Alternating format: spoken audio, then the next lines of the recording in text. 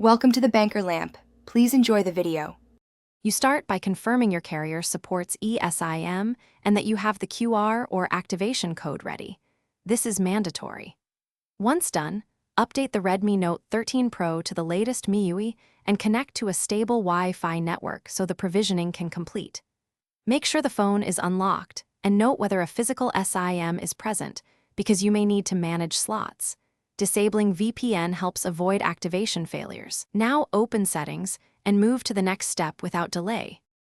You tap Settings, choose SIM cards and mobile networks, then add eSIM to begin provisioning. This is the core action. Next, scan the carrier QR code or, if provided, manually input the SMDP Plus address and activation code.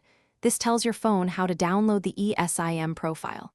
Once submitted, the device fetches the profile and installs it. Make sure you stay on Wi-Fi and wait for confirmation like eSIM ready. If you see errors, note the exact message for troubleshooting. You complete setup by selecting the new eSIM for mobile data and calls, and set your default preferences so apps use the correct line.